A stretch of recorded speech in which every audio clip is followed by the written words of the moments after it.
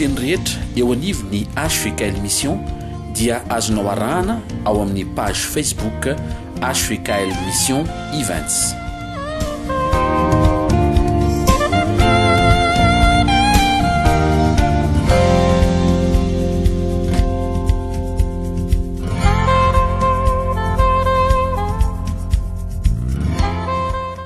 Amin'ny fanantenana ny voninahitra indray no iarahantsika anatin'izao fandaharana izao amin'ny anaran'i Jesosy amin'ny alalan'i Jesosy sy miaraka aminy. Paoly apôstôly dia nilaza fa Kristy fanantenana ny voninahitra. Tonga soa anatin'ny fandaharana ny azon'ny vanikilakana. Tonga soa anatin'izao fandaharana izao ahafahantsika mitombo mandinika ny teny, miaina ny teny ary misitraka ny vokatry ny teny. Tonga soa tompoko.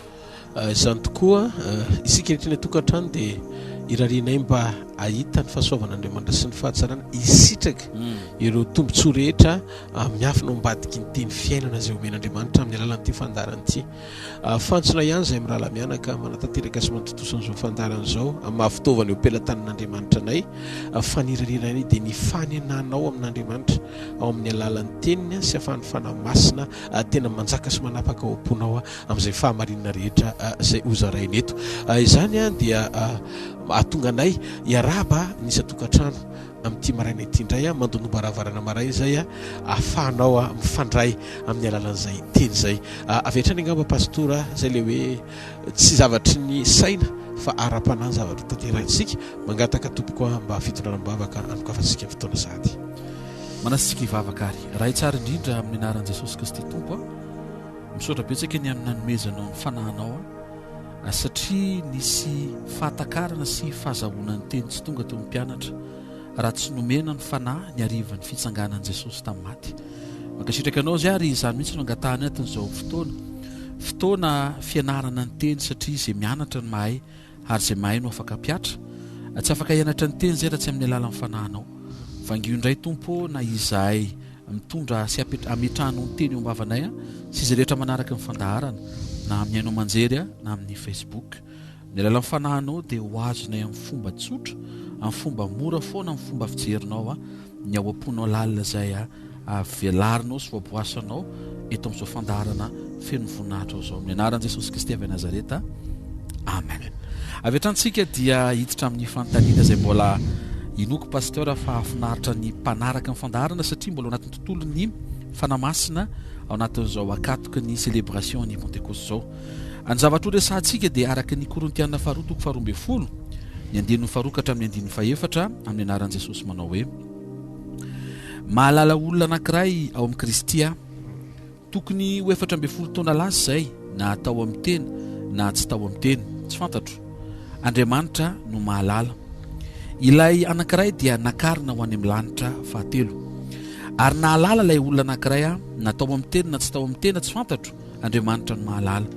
Fa nakarina ho any paradisa izy ka nandre teny tsy azo tenenina sady tsy tokony holazain'olona. Amen. Ny fanontaniana pasteur dia mahakasika ny zavatra resahan'ny Paoly apôstôly eto miresaka momba ny lanitra izy miresaka momba ny paradisa izy ary inoko fa mahaliana ny mpanaraka amin'ny fandahana satria ny tanjontsika marina mety misy marary maniry fanasitranana, misy olona miatrika olana te ahita ny tanan'Andriamanitra, misy etaeta te ahita ny tontolony supernaturel sy fahagagana fa indrindra tsy maintsy resaka ny lanitra mandrakarivotsika sy ny fiainana mandrakizay. Eto i Paoly apôstôly pasteur dia nilaza fa misy ny lanitra fahatelo. Avy hatrany dia izay no apetrako fanontaniana hoe ahoana ny fipetraky ny fisian'ny lanitra fahatelo ary matoza misy ny lanitra fahatelo dia mazava ho azy fa misy ny lanitra voalohany sy ny lanitra faharoa ary ny fiatraikan'izay eo amin'ny fiainana maha-kristiana indrindraindrindra efa nomena ny fanahy isika izany hoe tahaka ny ahoana ny fahamarinana tokony ho fantatra miaraka amin'ny fanampiny fanahy mahakasika ny fisian'ny lanitra. Eto Paoly milaza momba ny lanitra fahatelo. Raha nandinika sy nijery amin'ny baiboly pastora mikasika momba ny hoe atanatohatra ara-panambarana momba ny lanitra izay nambaran'ny apôstôly Paoly teto. Eto izy dia maneho amintsika ny hoe nisy nahita olona izy nakarina ao any amin'ny lanitra fahatelo. Izany hoe misy kosy anankitelo ve zany ny lanitra voalohany, faharoa, fahatelo. Fa ny hevitra ny andaniako ny tenin'Andriamanitra mikasika momba ny hoe lanitra dia ilay toerana misy an'Andriamanitra. Ny lanitra fahatelo nolazain'ny apôstôly Paoly eto dia mitsindrina eo amin'ny andininy fahaefatra, amin'ny andininy fahaefatra farany eo hoe any paradisa.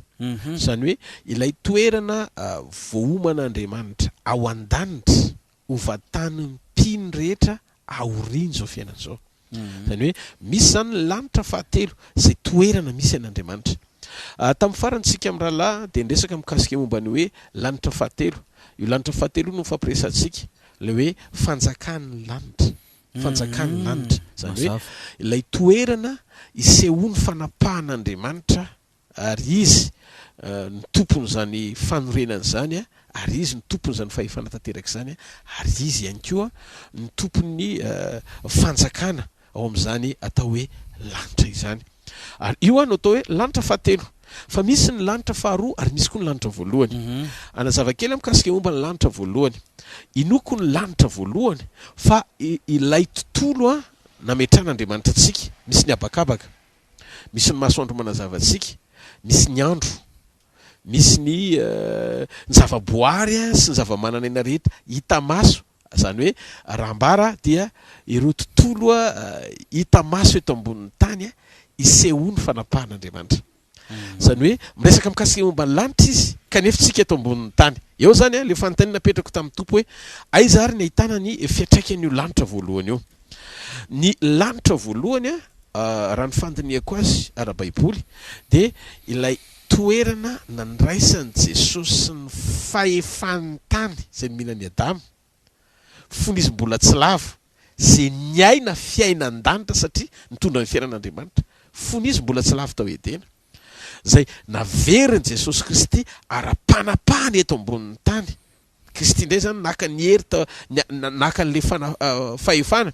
Rehefa namonjy ny taranak'i Adama tamin'ny fahotany izy ho afaka amin'ny ota dia namerina ara-panahy zay resakintsika tamin'ny heriny. Namerina amin'ny tontolo ara-panahy izy reo fahefana sy fanapahana very rehetra tamin'ny Adama ho averiny eo amin'ny olona zay nandray an'i Jesosy sy manana an'i Jesosy atao hoe nateraka indray. Manao fanekena amin'i Jesosy ianao rehefa hoe nateraka indray rehefa Jesosy toa sy mpamonjy ny fiainako manokana. Ny fisian'i Jesosy ao anatinao dia profo-pamantarana ny fisiany fanjakan'Andriamanitra. Zany hoe ny présence ny fanjakan'Andriamanitra ao anatin'ny olona no mitondra n'ilay lanitra voalohany eto ambonin'ny tany. Lanitra voalohany eto ambonin'ny tany. Zany hoe mamerina ilay fanapahan'ny lanitra aseho eto ambonin'ny tany amin'ny alalan'ny fahafahantsika mampiasa ny fahefana zay nomen'Andriamanitra antsika sy ny hery zay nomen'Andriamanitra antsika hifehezana ny zavatra rehetra araka ny sitrapon'Andriamanitra ao amin'ny tenin'Andriamanitra mazava ho azy amin'ny alalan'ny fanampiany fanahy masina zay maneho ny présence ny fanjakan'Andriamanitra eto ambonin'ny tany ary indrindra amin'ny alalan'ny herin'Andriamanitra sy ny fanapahan'Andriamanitra miasa eo amin'ny fiainana zay nateraka indray ara-panekena. Midika fa io lanitra voalohany io nahatonga an' Jesosy nidina teto ambonin'ny tany. Io le nahatonga azy nilaza ao amin'ny bokyny Matthieu toko 9 angamba izay Pasteur. Ny andininy fahasivy ka hatramin'ny 10 hoe nivavaka nataon'i Jesosy le izy. Azo vakiana kely ve Pasteur azafady? Matthieu toko 9 ny andininy fahasivy ka hatramin'ny 10 aminaran'i Jesosy. Koa amin'izany mivavato izao ianareo raha inaiza ny an-danitra ho amasinina ane ny anaranao ho tonga ane ny fanjakanao atao ane ny sitraponao ety an-tany tahaka ny any an-danitra. Amen. Io zany le lanitra voalohany la ety an-tany tahaka ny any an-danitra. Oui, mazava. Ary Jesosy ny teny ao bokin'ny Matthieu toko 20 ny andininy 20 izay Pasteur. Le niteny izy mikasika momba ny nandraisany fahefana rehetra eto ambonin'ny tany. Ovakitsika vetivety zay mianaran'i Jesosy. Ary Jesosy nanantona dia niteny taminy ka nanao hoe efa nomena ny fahefana rehetra ny an-danitra sy ety an-tany. Amen. Niteny Jesosy hoe nomena azy ny fahefana rehetra any an-danitra sy ety ambonin'ny tany.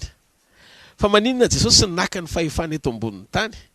Nefa izy ny tompony fanorenana ra-pamoronana ny zavatra rehetra arak'izay lazainy bokon'ny Jaona toko 1 ny apôstôly Jaona dia tena nambary raha tsy izy dia tsy azo rehetra zao. Nefany tsy maintsy nalainy ny fahefana teto ambonin'ny tany fa maninona izy hoe nomena azy le izy nomena azy amin'izay. Andaony ejerentsika ny différence ny fahefan'ny devoly naka n'le izy tany amin'ny Adama sy ny fahefan'i Jesosy Kristy lay nomena n'le fahefana tsy mitovy le izy. Ovakitsika kely vetivety ny lioka toko fahefatra ny conversation any Jesosy nidevoly tamin'i Jesosy nalaina fanahy le niteny izy mikasika momba ny Adama hoe mikasika momba ny hoe efa natolotra azy zany azafady. Lioka toko fahefatra ny andiny fahenina amin'ny anaran'i Jesosy fa hoy nidevoly taminy omeko anao zao fanapahana rehetra zao mba amin'ny voninahiny fa efa natolotra izany ka zay tiako nomeko azy amany. Hitanareo miresaka izy hoe zay tiany nomena azy satria fahefana nomena Andriamanitra ny Adama le izy. Adama no nomena fa Satana nanolorana zany hoe nalainy tambony ota tany amin'ny Adama ny fahefana mifeny tany. Ary zay no mahatonga Baiboly milaza hoe izy dia azo ny anarana hoe andrina n'izao tontolo zao sy mpanjaka n'izao tontolo zao. Fanjakana eto amin'izao tontolo zao, ny mpanapaka eto amin'izao tontolo zao.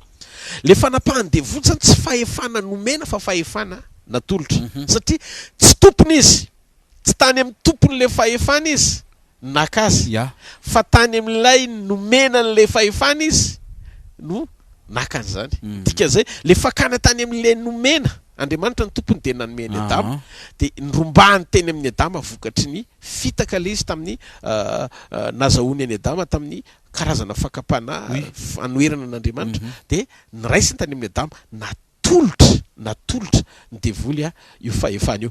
Nanomboka hatreo zany ny tany dia tsisy endriky ny lanitra ntsony. Taoriny fihodinan'ny Adama. Very miala le endriky ny lanitra. Tsy tany amin'le programa tian'Andriamanitra izorany no nandehanan'le tany rehefa niodiny Adama. I Adama no nomena, i Adama naka sitran'Andriamanitra. Fa ny devoly nangalatra avy amin'ny Adama, naka avy amin'ny Adama, tsy maintsy natolotra any Adama, natolotra ny Satana le fahefana tany amin'ny Adama. Ny dikan'izay mikorotana ny tany. Tsy teo ntsony Andriamanitra satria tsy tao amin'ny volonté-n'Andriamanitra ntsony fizotra ny zavatra rehetra. Dia izay proof mpanoerana avy amin'ny devoly zay nanakorotana ny tany nahatonga an' Jesosy tsy maintsy naka ny endriky ny nofo. Zay am'izay le transfert zay. Zay le fifamindra-toerana. Naka ny endriky ny nofo izy. Iny lazaiko tamin'ny voalohany. Tamin'ny voalohany izy ny olona naka ny endriky Andriamanitra. Fa tamin'ny fahatongavan'i Jesosy naka ny endriky ny nofo izy mba andraisany eo amin'ny nofo. Eo amin'ny nofo maha-olombelona zay le hoe nanetry tena olona Andriamanitra. Nanetry tena olona Andriamanitra mba ahafahan'Andriamanitra mamerina eo amin'ny olona. Zay very teo amin'ny olona ka nangalary ny devoly sy natolotra Adama ny devoly mba ho tonga fanomezana ao anatin'ny olona amin'ny alalan'ny fahazahoany Jesosy an'izany ka natonga azy ny laza fa efa nomena azy ny fahefana rehetra ety ambony tany sy any an-danitra.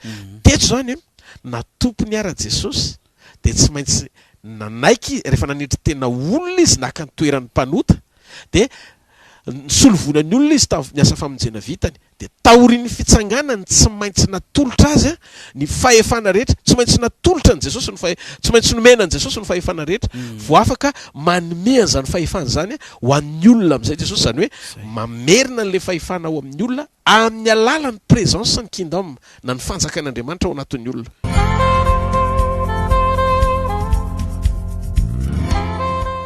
Zany hoe pasteur ny tanjon'i Jesosy zany tsy dia tena hoe amerina le fahefana eo aminy fa amerina le fahefana ho ao anatin'ny olona vaovao zay avy amin'ny fahateram-baovao fiangonana manana ny fanjakan'Andriamanitra ao aminy.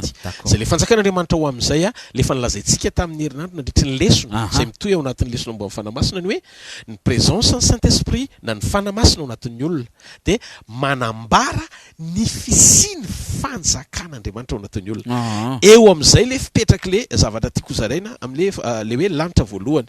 Lanitra voalohany zany dia eto an-tany no miseho le izy amin'ny endrika ara-panahy maneho ny fisiny fanjakan'Andriamanitra zany hoe lay fanjakany lanitra tanteraka ao anatin'ny olona tamin'ny alalan'ny fandraisany an' Jesosy sy ny fananan'ny olona ny fanahy masin'Andriamanitra zay mampitoetra ao anatin'ny olona ny herin'Andriamanitra mahatonga ny apôstôly Petera nilaza amin'ny Petera faharotoko voalohany andiny fahatelo efa nomeny herin'Andriamanitra ho antsika ny zavatra rehetra momba ny fiainana mba mitoe-panahy araka an'Andriamanitra, zany hoe ao anatsika ny toe-panaraka an'Andriamanitra, ao anatsika ny zavatra rehetra momba ny fiainana tamin'ny alalan'ny fandraisintsika ny Jesosy Kristy sy ny fahateram-baovao amin'ny alalan'ny fananantsika ny fanahy masina ao anaty, ny présence ny fanjakan'Andriamanitra ao anaty, sy anomanan'Andriamanitra ny fisehoany io lanitra voalohany io aseho eto ambony tany. Io le nambaran'ny apôstôly Paoly hoe eto an-tanitsika fa manomboka manandrana ny herin'ny fiainana ho avy zady. Io le herin'ny fiainana ho avy io zany le lanitra seho deny eto ambony tany. Santariny eto tany, zany hoe le lanitra fahatelo ivatanantsika ratrizay zay tena fiainana mitomandavana iainantsika eo amin'Andriamanitra mandrakizay no efa santaritsika sady eto ambony tany amin'ny alalan'ny fisiany fanjakan'Andriamanitra ao anatintsika. Zany hoe miara-miasa ny fanjakan'ny lanitra sy ny fanjakan'Andriamanitra eto ambony tany.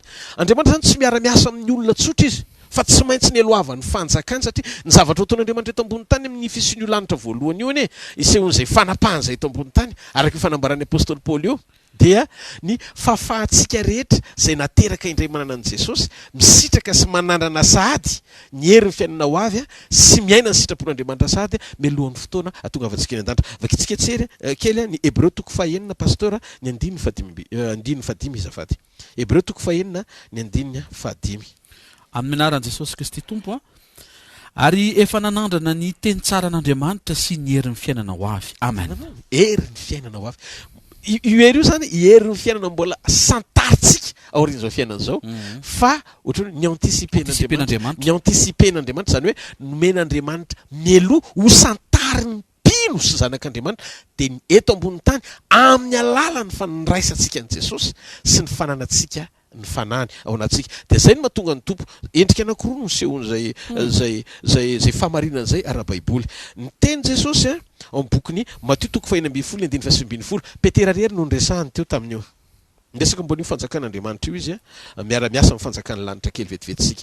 Matthieu toko 1:20 Pasteur azafady. Ny anaran'i Jesosy, omeko anao ny fanalahidin'ny fanjakan'ny lanitra, ka na inona fehezinao eto ambony tany dia ho fehezina any an-danitra, ary na inona vahanao ety ambony tany dia ho vahana any an-danitra. Amen. Io zany zao ny fiara-miasa ny fanjakan'Andriamanitra miara-miasa amin'ny fanjakan'ny lanitra. Fanjakan'ny lanitra zany toeran'ny confirmation, fa ny décision dia eto amin'ny fanjakan'Andriamanitra eto ambony tany manapaka azy. Zany hoe raha ny marina Andriamanitra miara-miasa amin'Andriamanitra ihany. Mazava. Zay Andriamanitra miara-miasa amin'Andriamanitra. Zay no mahatonga antsika tsy isika en tant que personne humaine, ohatrany hoe amaolona no eran'Andriamanitra miasa, fa Andriamanitra no ampitoetra ny fanahiny ato anatsika mba hahafahan'ny fanjakan'ny lanitra miara-miasa akaiky amin'ny fanjakan'ny tany. Ny marina ny fisiany lanitra voalohany eto ambony tany dia toeram-panapahana isehon'ny fanjakan'ny lanitra amin'ny hetsika vokatry ny fisitsika izay vatana trano fanahy masina itoeran'Andriamanitra anehoany ny programany sy ny fitohizany zany asany zany eto amin'ity tany ity, amin'ny famonjena, amin'ny fanafana, amin'ny voninahitra, amin'ny fanasitranana, amin'ny fananganana, amin'ny famelomana, amin'ny fahatsarana, amin'ny endrika surnaturel tahak'izay isehony zany tany an-danitra. Raha Petera no nyteniny an'io manokana Pasteur, velarin'i Jesosy amina dimension mivelatra bebe kokoa indray le izy ao amin'ny bokin'ny Matthieu toko 20:20.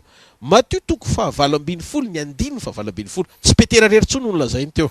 Ny anaran'i Jesosy lazaiko aminareo marina tokoa, na inona fehezinareo ety ambony tany dia ho fehezina any an-danitra, ary na inona vahanareo ety ambony tany dia ho vahana any an-danitra. Zany hoe velarin'i Jesosy le izy, ianareo izy fa tsy hoe ianao tsony.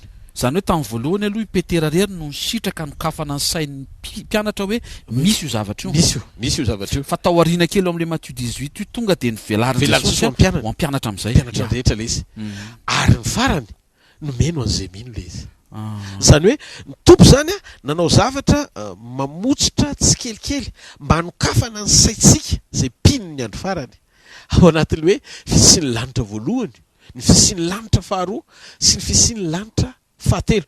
Hoe zahako androany nijery aloha ny lanitra voalohany eto ambonin'ny tany ilay toerana ara-panahy ao amin'ny Kristy, isehon'ny fanapahana ara-panahy rehetra zay esan'Andriamanitra anehoana ny fahatsarany eto ambonin'ny tany ikasiana ny fiainako sy ny fiainanao anovantsika miaraka amin'ny alalan'ny fahatongavantsika saina ny fisian'ny fanjakan'Andriamanitra ato anatsika ho mpiara-miasa amin'ny fanjakan'ny lanitra any an-danitra. Ny dikan'izay lasa mifanakaiky ny lanitra sy ny tany. Ohatr'izao fisehoan'ilay izy pasteur. Tany an-danitra ny fanamasina no nirahan'i Jesosy rehefa tonga tany an-danitra Jesosy. Jereo kely ny bokin'ny Jaona 2:20 angamba izay niteny Jesosy hoe hoy izy hoe dia ny fanahy ny fahamarinana izay irahan'ny ray amin'ny anarako. Izay nirahan'ny ray amin'ny anarako. Zany hoe ny fanamasina zany nirahan'ny ray tamin'ny anaran'i Jesosy. Rehefa niakatra ho any an-danitra Jesosy taorian'ny nahafatesany dia nitsangana tamin'ny maty izy. Ary rehefa niakatra tany an-danitra izy dia mitoetra ho kavanan'Andriamanitra mandrakizay. Ary rehefa mipetraka ho kavanan'Andriamanitra Jesosy alohan'ny eviny apakatra ny fiangonana ho avy indray izy amin'ny antsoin'ny apôstôly Paoly hoe tahaka ny ekarany ihany no hidinany. Ny anjely mihitsy ny vavolombelona ny teny an'izay. Zay tsy tokony hamperikerika ny olona hoe misy Jesosy aiza sy Kristy aiza sy aiza. Satria ohatra ny ekarany tamin'ny ascension ihany niverenany apakatra ny fiangonana. Azay tena tsy piako manokana zay tamin'ny fanambarany Jesosy. Ilay anjely nampahery ny mpianany tamin'ny Kristy niakatra ho any an-danitra. Ohatra n'iny ekaran'iny izy niverenany koa apakatra ny fiangonana. Ny dikan'izay mbola tsy tonga Jesosy aloha hatreto fa miandry ny fiangonany fiverenan'i Jesosy eny amin'ny raha lanitra. Tsy avy any an-dranona ohatra izy na avy any Taninarenina na avy any Paris na avy atsy avy any Inde fa na avy any Chine fa eny amin'ny raha lanitra. Préciseko tsara aloha zay zavatra zay mba tonga antsika tsy ho very mihitsy ao anatin'ny kajy sy fanambarana marina tiany tompola zay satria be dia be loatra ny fanambarana misy mitady andiso ny fijoroan'ny mpino tsy fantoka amin'ny Kristy marina. Satria betsaka ny Kristy santoka zay efa manomboka miparitaka eny amin'izao tontolo zao mila hitandremantsika amin'ny zanak'Andriamanitra antsika.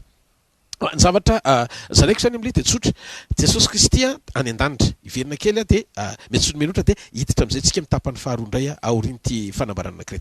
Vakitsika kely aloha ny fanambaran'i Jesosy mikasika momba ny fanamasina. Jaona 14:26 dia manambara aminaran'i Jesosy hoe fa ny mpananatra dia ny fanamasina izay irahan'ny ray amin'ny anarako. Izy no ampianatra anareo ny zavatra rehetra sy ampatsiaro anareo ny zavatra rehetra izay nilazaiko taminareo. Amen. Amen. Ohatr'izao zany fisehoan'ilay izy. Kristy ohatrany hoe eto ankavanan'ny ray, ny fanamasina eto ankavian'ny ray, ny ray eo afovoany azadino fa tsy azo sarahana ny ray zanaka fanamasina. Zay zany aloha hatrany amboalohany mandra-piavin'i Jesosy. Ny ray zanaka fanamasina Andriamanitra telo izay ray zay ninotsika. Ary io ny zany antikristy toerina mafy na ray fotsiny voiziny hoe Andriamanitra ray ihany. Dia na Jesosy fotsiny hoe any andre Jesosy fotsiny. Na fanamasina fotsiny ray zanaka fanamasina telo izay ray tsy azo sarana mandrakizay. Ohatr'izao fisehoan'ilay izy. Rehefa tonga tany an-danitra Jesosy dia naniraka ny fanamasina ny ray amin'ny anaran'i Jesosy. Zay ny teny io. Eto Jesosy mijoro, eto ny fanamasina. Amin'ny anaran'i Jesosy ny ray namoaka, amin'ny anaran'i Jesosy ny ordre na ny baiko nomena amin'ny fanamasina idiny ety ambonin'ny tany. Zay zany aloha ny dikan'io ao bokin'ny Jaona toko fafily izy teo pasteur 14:26 io. Zao zany fipetrany pasteur. Teo sa dia efa nanomboka legal ara-dalàna ny fahefan'i Jesosy any an-danitra. Hoe amin'ny anaran'i Jesosy no anirahan'ny ray ny fanahy ho ety ambonin'ny tany.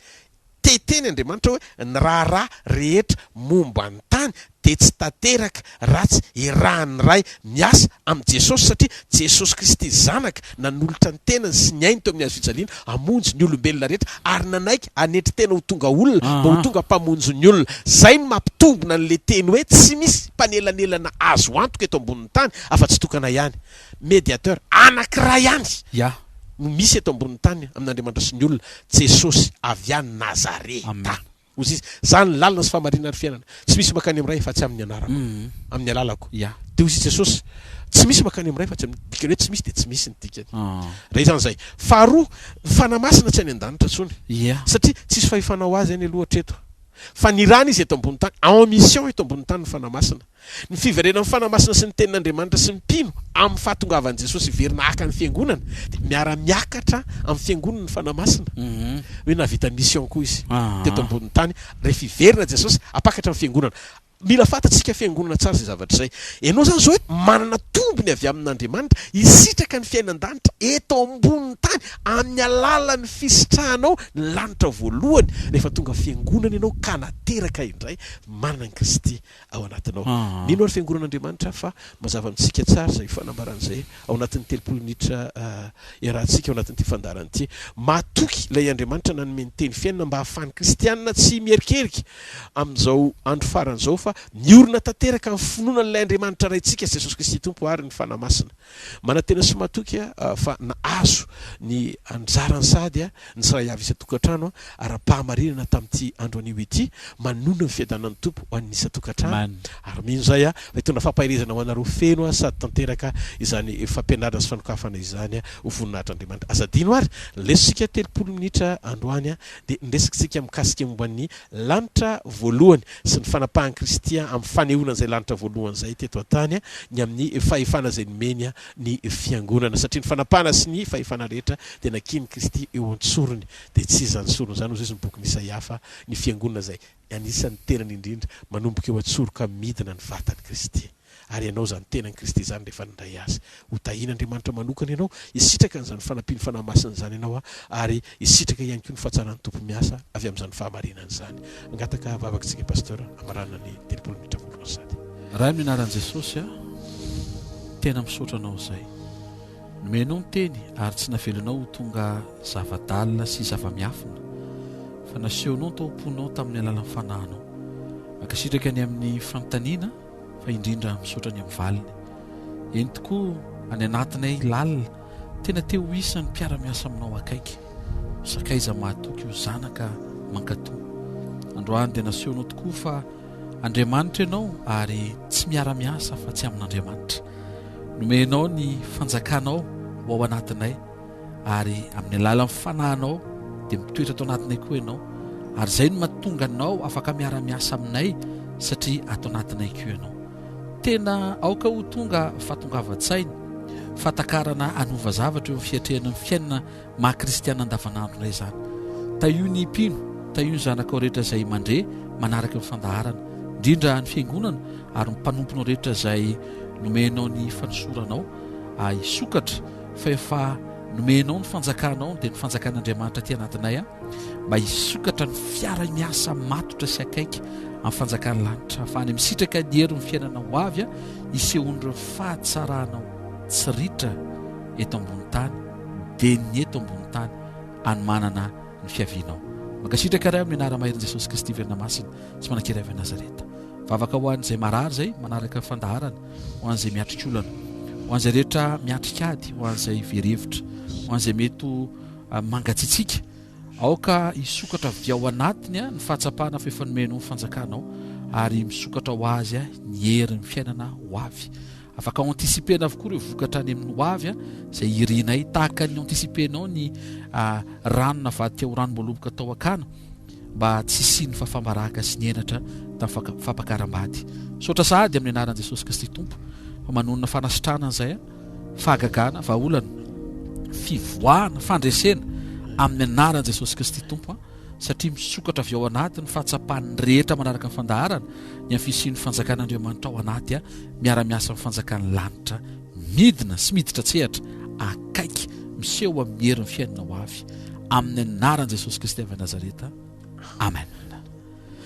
Zay ihany koa no miatranay ny velom-mahafinaritra ho antsika rehetra zay mpanaraka ny fandarana asadino Kristy ao anatsika fanantenana ny voninahitra ary ny herin'Andriamanitra miasa eo amin'ny fiainantsika dia ilay herim-panovana sy famororana avy aminy satria miara-miasa amin'ny lanitra mpamorona ianao ary tompon'izao rehetra izao no miaraka aminao. Azadino ary ny programantsika manaraka ho amin'ny fitohizan'ny fandarana indray dia mirasoso mametraka velom-mahafinaritra ho antsika rehetra. Mankasitraka tompoko, veloma tompoko. Fiadana amin'ny anaran'i Jesosy tompoko.